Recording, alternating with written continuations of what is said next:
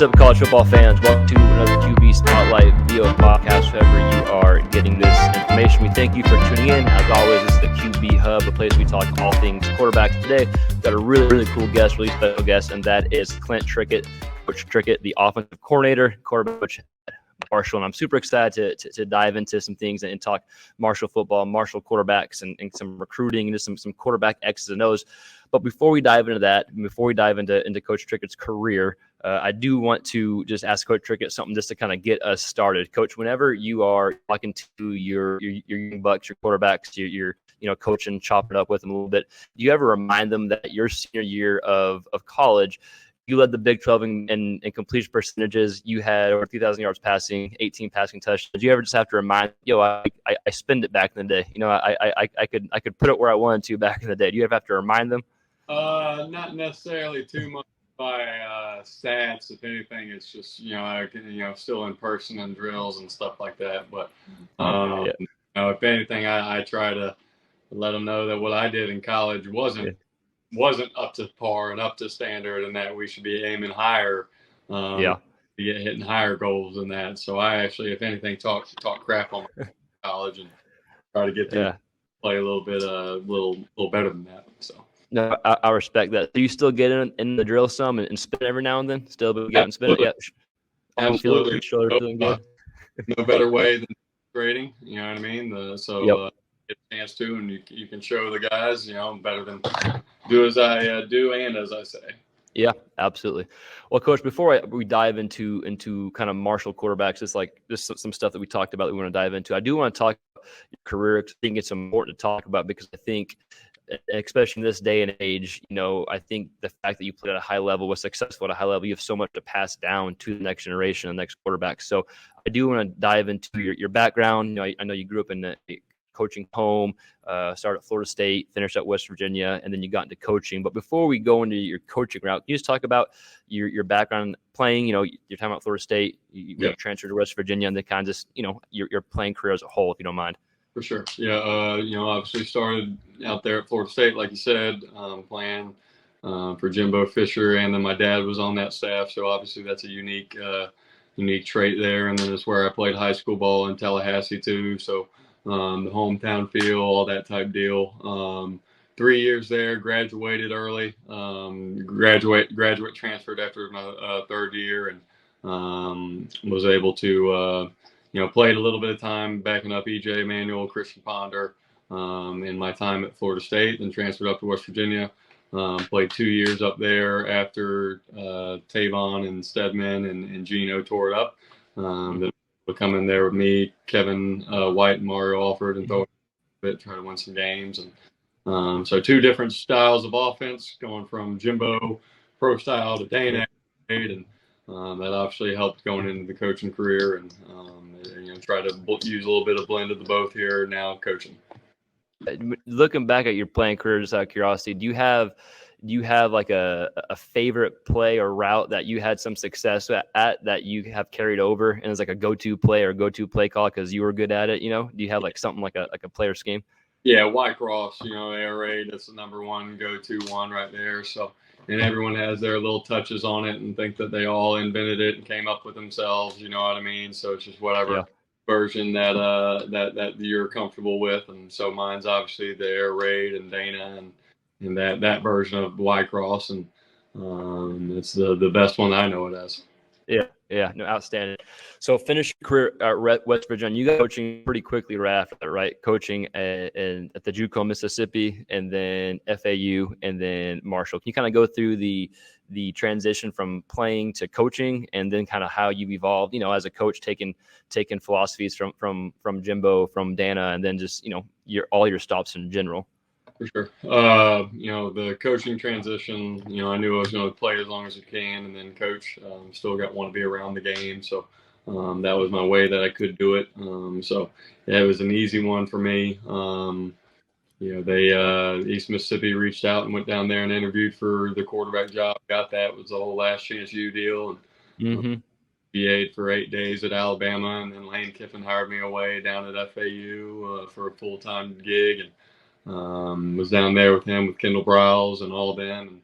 Then, got the old left behind crew and stayed there with Taggart when he was there for 1 year, and got the axe after that year, and then came up here with Coach Huff, and Yeah.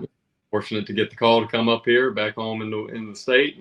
And Coach Huff's done a phenomenal job here in his 2 years, going on year 3, and we're looking to win some more games.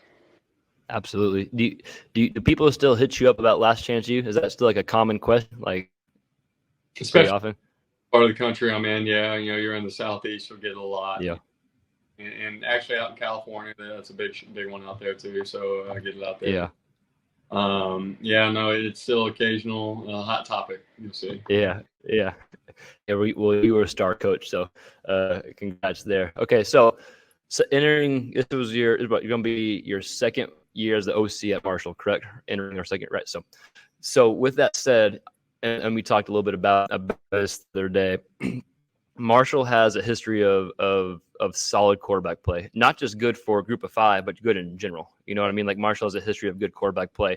And I'm not talking about Chad Pink and Brian Rich. Obviously, those are your main 2 guys, NFL guys that had really, really solid careers. But even besides them, Marshall's had a lot of good quarterbacks from Rakeem Cato, Chase Litton, guys who have had opportunities at the next level. But even the guys that maybe didn't stick around long in them, they still had, flashes or glimpses, did things well at Marshall. Marshall's always seemed to have good quarterback play. With that said, you have a young quarterback who I know played the majority of the second half last year in Cam Fancher coming in. Can you touch on him just a little bit, but then expand on, depending on where you are talking as far as Marshall fans, this and that, but Fancher is people are excited about. People are excited about him coming in and the chances of him potentially being talked about as those 4 or 5 guys I mentioned as being the next Marshall great quarterback. So if you can spend some time just talking about him. I'd agree.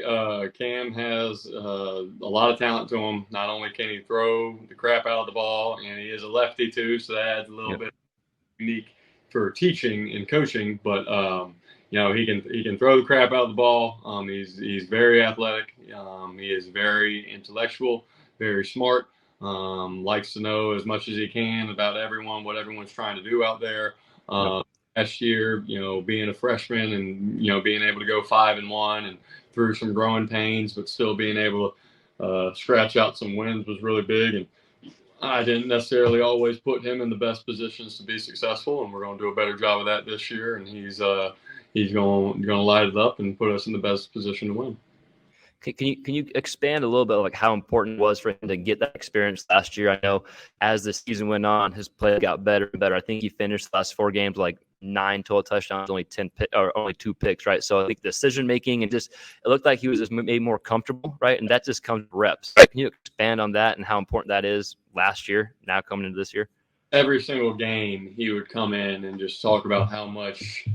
And you could tell the improvement game by game, week by week. Usually it's year by year with quarterbacks, and they jump your freshman year to your sophomore year and so on, and he'll still have that. But there were exponential gains in between weeks, from his first start to his second to his third. So every single rep in game, every single rep in practice, it was beneficial to him. He looks back, and you got something when he looks back on it, and he just talks about how bad he was.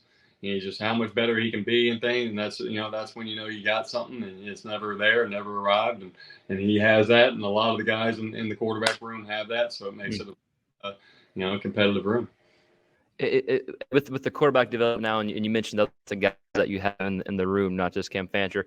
Do y'all look back, and you mentioned his growth? Do y'all look back like during the off season, during the season right now, and watch film last year, or is that kind of like, hey, we know we need to learn, we already grew from it, let's move forward, or do y'all still go back and study tape of the individual guy himself? Does that make sense? Yeah, we're still definitely, even though we feel like we have moved on and we have improved, we can still always go back, because that's why I try to get these guys focused. We do all this extra stuff, but the only thing that does matter is those 12 Saturdays in the fall. So, yeah, we can learn, and we're going to learn off practice, but let's really learn what to do on those 12 Saturdays. And if we do make mistakes, let's try to minimize them so we don't ever make them again on those 12 Saturdays. Can you talk about, we just talked about like kind of what they're doing right now and talked about, you still go and watch film and still chew on it. you talk about what the process is like right now in the off season, like what the guys are doing right now from, they'd have their lifts and they have their throwing sessions. Then can you maybe expand on maybe what your role looks like right now? For those that don't know, hope you get a vacation next week. I know this is a time for college coaches to maybe take some time off sometime in July. But can you expand on what the players are doing right now and then kind of what your role is right now during this summer off season? Right. June is obviously all camps, and then we're still working with our guys the allotted times that we're allowed to, 4 hours a week between meetings and on the field workouts with them. And then, of course, what they're allowed to do in the weight room. So they're scheduled hours throughout the week that we're allowed to be with them, whether it's meeting and or on the field. There's things that we can do with them on the field now, some with the football, some without, all that type of stuff. And a lot of times when the coaches leave, then they stay and do their own 7-on-7s and what. So that's what you're doing a lot of right now, trying to get player led, some leadership, and trying to develop that part of your team. And I think we've got that in groves. Yeah. So we talked about, Fancher's experience. We talked about his streak at the end of the season playing well. We talked about kind of what they're doing in the offseason right now. But y'all as a whole had a really good end of the season last year. They won like 5 straight games, some good teams, some close games.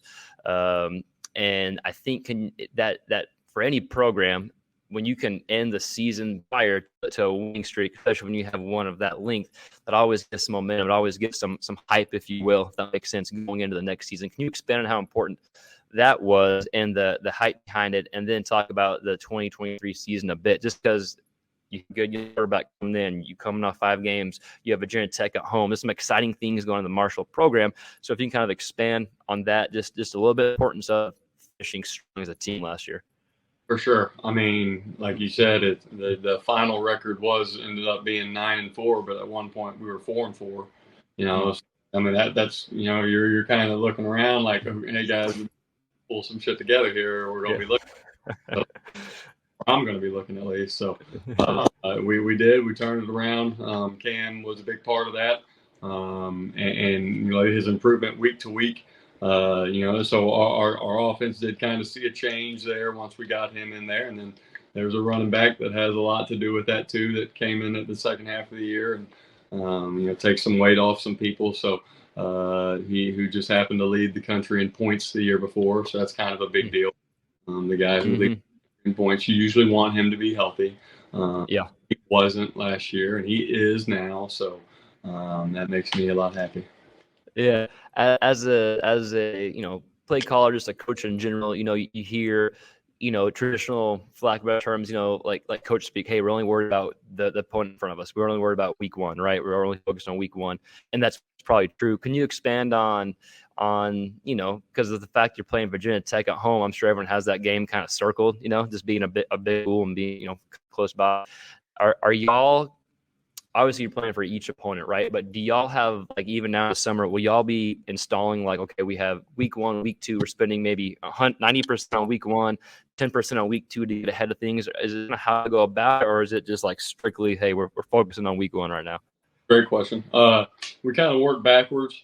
So once you get to about week 4 to 5 in the season, you're not going off of last year's stuff anymore. You have enough on this year's season, so you're pretty much going off of that. So we'll work backwards from week 4, 3, 2 to 1. So we kind of knock out whoever we got week 4, do a little, summer, breakdown on them. Then week 3, then week 2, and then next thing you know, it's right around this point, and you're breaking down week 2 and week 1. And the next thing you know, week 1's going to be here. Mm-hmm. So that works backward to forward, and then so you have stuff lined up. By the time week 2 gets here, you have your work done, your off-season work that you've done on them, and so on and so forth. So week 1 we got Albany, week 2 we got ECU, 3 we got ODU, 4 we got Virginia Tech. So we've kind of worked backwards that way. We're going to ECU and Albany now, and they deserve our respect. Yeah. That makes sense. I'm sure with today that you got like so much you can keep track of and so much stuff that I'm sure helps coaches, as opposed to having to like watch every single film. You have data, you have sites, you have people helping.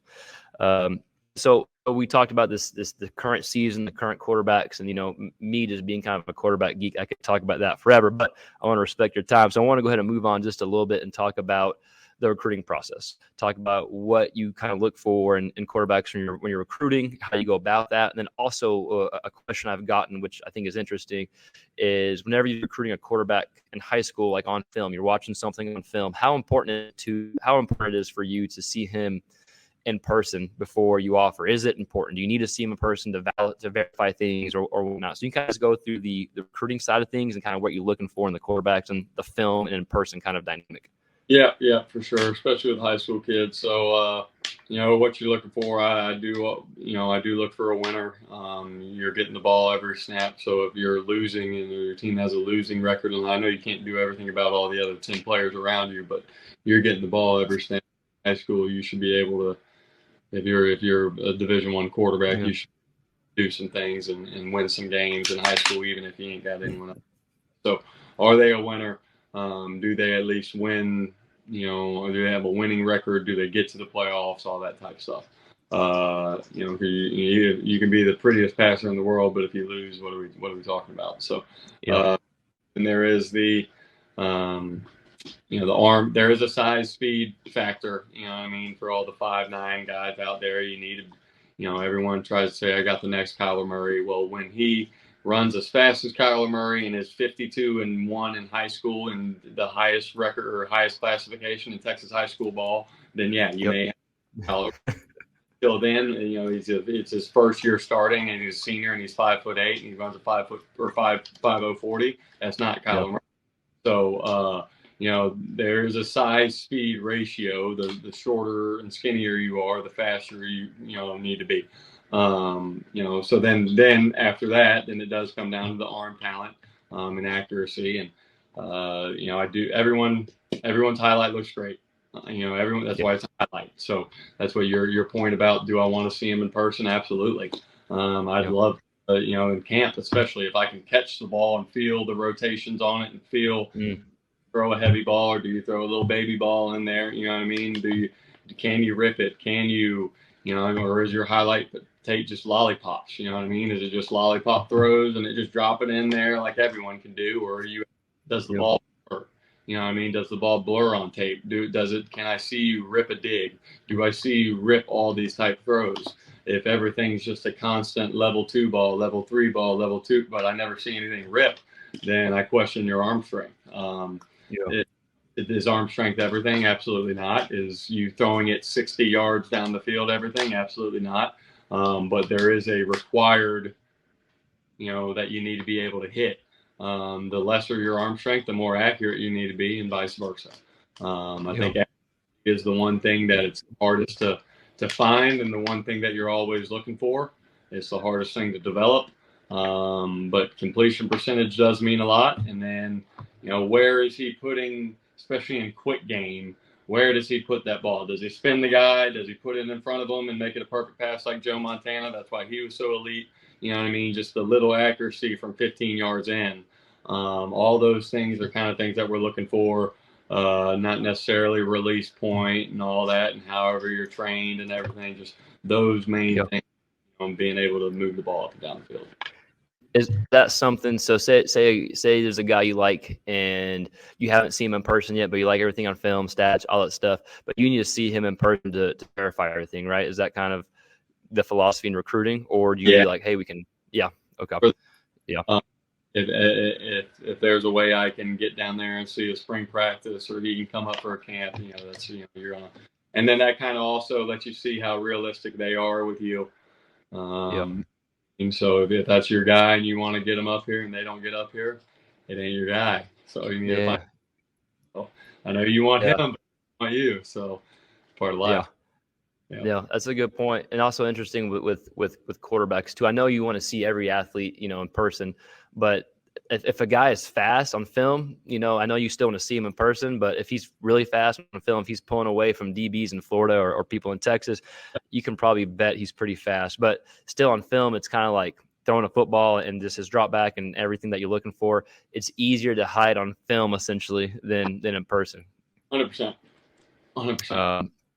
And so with that, the process of how you go about recruiting, how much of a role did all the coaches that you played for have in, setting up your own offensive philosophy and kind of what y'all do at Marshall now? Can you kind of expand on, how to attack defenses? Obviously you want to score points, right? But like how you kind of go about that and how the roles of all these coaches kind of played and kind of just what your offensive mindset is when I'm going in. Like if I'm a quarterback and I'm like, man, I want to go to Marshall. I'm talking, to Coach Trickett.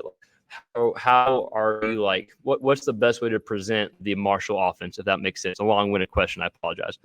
Good. Yeah. And it's going to be different, I think, for what personnel you have and the personnel that we have here at Marshall, what we're trying to get done. We are an up-tempo attacking offense. We are going to RPO you as much as we can. That doesn't mean that, we're always, if you're going to give us a light box and we can run it, we're going to run it. If you put the extra hat in the box, then we should either pull it and run off of it or throw off of it. So we're going to RPO it. We will take our shots and drop back, whether it's play action shots or just drop back. We don't want to live in it. We want to help our offensive line out when we can. So that way we'll change up the spot, roll the quarterback out, throw screens, drop back, try to keep the defensive ends guessing and not just one, launch point for the quarterback. So, attacking, I'd say very multiple. We're going to be able to, and not just one way hopefully not just one way to stop us.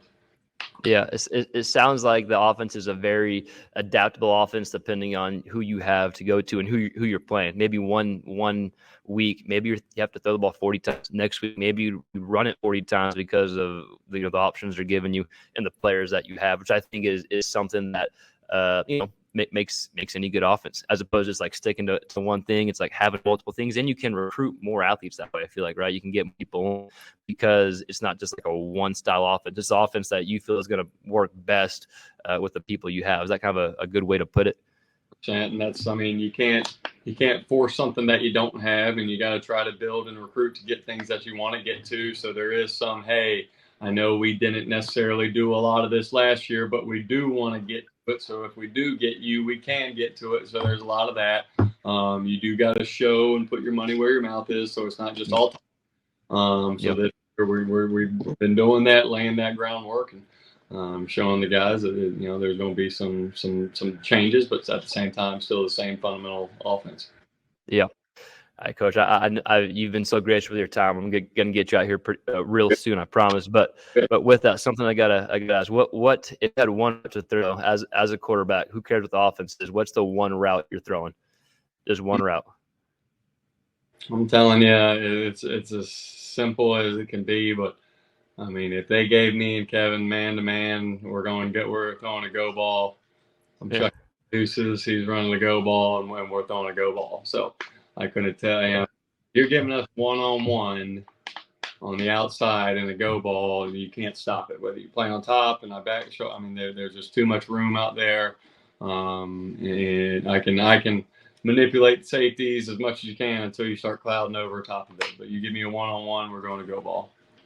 That's a good answer. And just to expand just a little bit on that, it's like it's not necessarily, or can you expand on the fact that if you have a play call, like does matchup trump what the maybe perfect read is, essentially, if that makes sense? Like if my read side's here, my backside here, but there's a matchup you mentioned, like my dog's over here, like it's one-on-one, there's no up safety, maybe is it okay to go that way, or do you prefer, hey, let's stick to the read side and go from there? I 100%. I go back to Coach Saban's famous story when he's in high school: players over plays. Think players, not plays. You know what I mean? So 100% think dudes. Get the ball to your players and think dudes. And one thing that Shannon Dawson taught me at WVU was there's no defense for a perfectly thrown ball. And when I learned that, I was like, oh, I like that one. So you can almost take it a little too far and try to farve it in there and fit it in there. But there is no defense for a perfectly thrown ball. And at the end of the day, if they can have the best coverage, but you put the ball exactly where it needs to be, then they Pat Mahomes, they can't stop it. You just got to try to stop it the next time. So. Yeah. Well, Coach, man, it's been so fun talking to this quarterbacks and offense. I know the team is made up more of just the quarterbacks, but we are just a quarterback-driven show, so we just like spending time with the quarterbacks and just the offensive philosophy in general. But one last thing I want to hit you with before we get you out of here. What would be your one advice to quarterbacks are in the recruiting process? Guys who are pretty good, maybe D1, borderline D1, not guys who are like trying to maybe start on varsity, but guys who are like that D1 borderline. What would be your advice to those guys? That's good. This is a great question. It's harder than it's ever been. It's harder than it's ever been to be a starting Division I or to be a starting quarterback anywhere, Division I, FCS anywhere. Because before, at Florida State, you'd have Christian Ponder, E.J. Manuel, Clint Trickett, Jacob Coker, Jameis Winston, Sean McGuire, all in the same room. You ain't going to have that ever again. You're never going to have that ever again. They're going to transfer. So you're not going to, those four backups for three first rounders, two national champion quarterbacks, and then me. So, I mean, it's going to be hard to be a starting quarterback because of the portal. So, all 4 or 5 of us are going to be starting somewhere. So that means 5 other schools that have 10 other quarterbacks aren't starting somewhere. You know what I mean? So it's harder to be a starting quarterback now than it's ever been because of the portal, because of the ability for, and coaches are always looking for experience. So if someone already has experience, then it's, rather than I know what I got in this hand, I don't know what I have in this hand, I'm going to go with I know what I got. So that's just what we're thinking as far as staffs and coaches. And that's that, I don't know if that's advice, but it's harder than it's ever been to be a starting quarterback. No, I think that's a great real life answer, because I think that is advice, because they can come to that realization, they can make decisions, or they can decide to work differently, go about whatever they have, driven or dreaming about. I know I was about to get you out of here, but you mentioned. Sorry, go ahead. I want to expand on that. Yeah. I've tried to recruit kids on this, and hopefully some will see this, and it's going to be the new Group of 5 pitch for all these big time quarterbacks out there that want to go to the Clemsons and the big school Alabamas and all that type of stuff. Okay, sure. And the Alabama, the elite power, the 5, those elite 5, they're probably still going to recruit the same way that they have been. Okay, but you want to go to a Kentucky, a South Carolina, a Duke or something like that. You can go to that school and you get recruited the normal way, and you're a 4-star. You go there, you redshirt. And then it's your time to start after 2 years. What's going to happen, regardless? They're going to go out. They're going to go into the portal. They're going to get some guy who has experience to bring him in to compete against you. Okay, so you can wait your turn and then maybe have your chance, or you can come to Marshall, be that guy who starts his freshman and sophomore year. You be that 4 or 5-star who comes to Marshall. You be that guy who starts, and then if they come and get you in the portal, then they come and get you in the portal. But you're the guy that they're coming to the second time around, and you've already played. Rather than now, if you go to that time school, they bring in the transfer, you get beat out. Now you're transferring again. Yeah. So and then you haven't played. So even though you've come from a bigger school, you haven't played. So it's all about playing now and having film. It's like, it's like we're the NFL almost, and you only make it to the NFL is if you have film. So the only way you're on to some of these college schools is if you have film. So that's a big part of it. Yeah. Do you find that because you mentioned that's like the new Group of 5 recruiting pitch, essentially? Do you see that already kind of happening with schools in Group of 5, or schools maybe not your like blue blood type schools? Do you see that already happening, like in their high school recruiting? I know the transfer portal is already going on, but the high school recruiting, like telling these guys, hey, like these are your options, these are what could happen, but you come here and you could be the dude here, I'm trying it, but they ain't listening to it.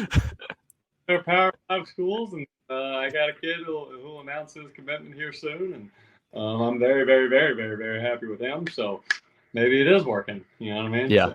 Yeah. No, That's great. Has this last transfer portal? Whenever you played, whenever I played, and I did not play at the level you played, Coach. My only touchdown in college was to the other team. That tells you how good I was at the quarterback position, and I got depleted as well. And then I got moved positions like shortly after. Anyways, that's another story. But anyways, because we played a similar time. We couldn't even imagine transfer portal, NIL. Like it just, it was, whatever has like it was just so foreign to us. But now it's the new norm. How have are coaches still like adjusting to the rule and how to go about things? Have you all been able to kind of figure out, okay, this is the process, this is how we go about recruiting? You kind of touch on that just a little bit before we get out. Yeah, it is. I think everyone's trying to find their own grip on it, and it's different at different levels and different for different schools and all that stuff. So it's for us, we're not in the business of buying players and all that type of stuff. I mean, we got a great product, and we got a great head coach. I mean, anyone would want to play for. So we have a lot of guys that we kind of still build it the old school way, but then at the same time, once you get here, we can definitely make it comfortable for you once you're here, and especially if you've done some things for us. You know what I mean? Yeah. You help Bird win, good things will happen. So that's really how we've handled it, and Coach, and it's different for different guys, and Duff's done a phenomenal job of handling that for us, and he really handles it. I don't. And I'm just trying to score some more points than what we did last year, and get the quarterback to throw it to the right color jerseys. Well, that's always a good thing. Just don't do what I did, and you should be in good shape. Coach Trickett, thank you so much for coming on. That was a blast. It was so fun about quarterbacks. And hey, if you're a quarterback fan or just a quarterback in general, like Marshall has had some solid quarterbacks, not just the guys that we named, guys that maybe just started a year or two, but they always tend to get solid quarterback plays. If you're a quarterback or quarterback fan in general, just keep with Marshall. We'll definitely be rooting for y'all, Coach, and we'll be looking forward to the 2023 season. So, guys and ladies, if you like this video, like, subscribe, all that YouTube podcast stuff.